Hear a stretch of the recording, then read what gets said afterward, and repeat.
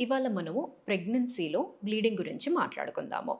ఏ మంత్‌లో బ్లీడింగ్ అయితే ఎటువంటి సమస్యలనేవి రావచ్చు? ఈ విషయాల గురించి మనం ఈరోజు తెలుసుకుందాము. హలో అండి. నేను doctor Maitreyi, fertility expert, Maitrisri fertility centre, Hyderabad.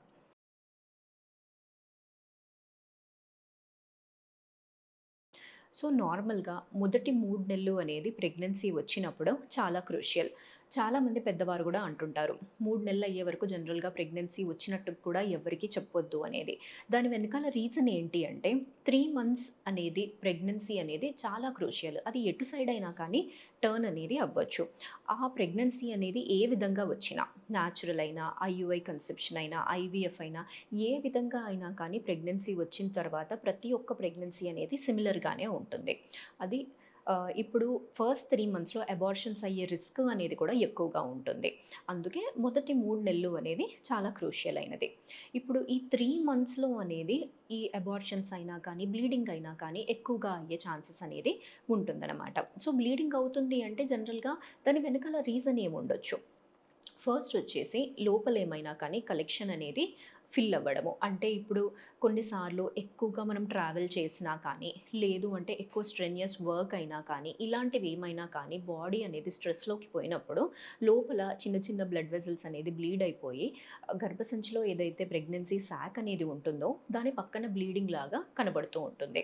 So, అలా బ్లీడింగ్ అనేది అక్యుములేట్ అనేది అయినప్పుడు లోపల గర్భసంచిలో బేబీ పక్కన ఈ క్లాట్ అనేది ఉంటుంది. సో, ఇలాంటి వాళ్ళకి కంటిన్యూయస్‌గా ఫస్ట్ 3 మంత్స్ అనేది కొంచెం కొంచెము బ్లీడింగ్ అనేది పోతూనే ఉంటుంది అన్నట్టుగా కంప్లెయిన్ అనేది చేస్తుంటారు. అండ్ వాళ్ళు అప్పుడప్పుడు ఇలా మాకు చిన్న చిన్న గడ్డల్లాగా కూడా బ్లీడింగ్ అనేది అవుతుంది. క్లాట్స్ లాగా పోతుంది అని అంటుంటారు. అంటే లోపల పెద్ద క్లాట్ అనేది ఉన్నప్పుడు అది బయటికి వచ్చే ఛాన్సెస్ అనేవి ఉంటాయన్నమాట. అండ్ ఇలాంటప్పుడు చాలా జాగ్రత్తగా ఉండాలి. డాక్టర్ ఇచ్చిన ప్రొజెస్ట్రాన్ సపోర్ట్ ఇంజెక్షన్స్ అనేవి ప్రాపర్‌గా తీసుకోవాలి. ఇవన్నీ మనకి కంప్లీట్ కవరేజ్ అనేది ఉండాలి. ఎందుకు అంటే ఇప్పుడు మన బాడీలో ఆ బ్లీడింగ్ అనేది అవుతుంది అంటే దానికి ఎగెయిన్స్ట్‌గా మనం ప్రాపర్ మెడికేషన్ అనేది తీసుకున్నప్పుడే అది మనకి ప్రెగ్నెన్సీ అనేది నిలిచే అవకాశం అనేది ఉంటుంది. ఇలా మనము సపోర్ట్ అనేది ప్రాపర్‌గా తీసుకోవట్లేదు, ఇంకా ట్రావెల్ ప్లాన్స్ అలాంటివి ఏవి చేసుకోవద్దు. మీరు రెస్ట్‌లో ఉంటే ఇంకా అన్నిటికన్నా చాలా ఇంపార్టెంట్ అండ్ అది చాలా హెల్ప్ అనేది చేస్తుంది.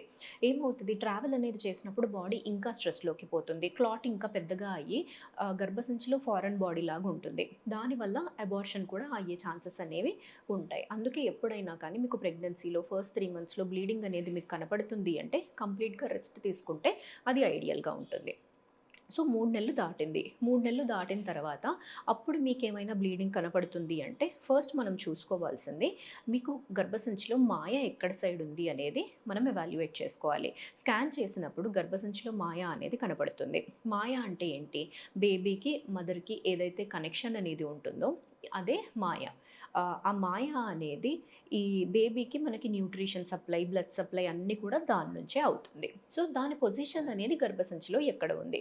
ఒకవేళ గర్భసంచిలో కింద భాగంలో ఉంటే ప్లాసెంటా ప్రీవియా అన్నట్టుగా అంటాము. కానీ యూజువల్‌గా చాలామందికి 4, 5 నెలల వరకు కూడా కిందికుండే ఛాన్సెస్ ఉంటాయి. అరౌండ్ 24 వీక్స్ ఆ టైంలో ఈ ప్లాసెంటా అనేది పైకి వెళ్ళిపోతుంది చాలా మెంబర్స్‌కి. కానీ కొందరికి మాత్రము ఆ ప్లాసెంటా అనేది కింది వైపే, కింది భాగంలోనే ఉంటుంది. అలాంటి వాళ్ళకి రిపీటెడ్‌గా బ్లీడింగ్ అయ్యే ఛాన్సెస్ అనేది కూడా ఉంటుంది. అండ్ బ్లీడింగ్ అయితున్నప్పుడు మీకేమైనా హిస్టరీ, ఇంకా మెడికల్ హిస్టరీ ఏమైనా ఉందా అనేది మనం చూసుకోవాలి. హైపర్ టెన్షన్ అన్నా అంటే బీపీ ఏమైనా ఉందా? లేకపోతే బ్లడ్ డిజార్డర్స్ ఏమైనా ఉన్నాయా? అంటే మీకు ఏమైనా ఇంకా మెడికేషన్ ఏమైనా వాడుతున్నారా? బ్లడ్ థిన్నర్స్ ఏమన్నా వాడుతున్నారా? ఇలాంటి హిస్టరీ అన్నీ మనము చూసుకోవాలి. సో, మాయ కిందికి ఉంది. తర్వాత మీరు ఫైనల్‌గా డెలివరీ వరకు వచ్చేసారు అంటే, అప్పుడు ఏ మోడ్ ఆఫ్ డెలివరీకి వెళ్ళాలి? నార్మల్ డెలివరీ ట్రై చేయకూడదా అంటే, ప్లాజెంటా ప్రివియా కేసెస్‌లో కంపల్సరీగా ఆపరేషనే చేసుకోవాలి. ఎందుకు అంటే, మాయ కిందికున్నప్పుడు గర్భసంచి కాంట్రాక్ట్ అయినప్పుడు కింద ద్వారం అనేది ఓపెన్ అవుతుంది.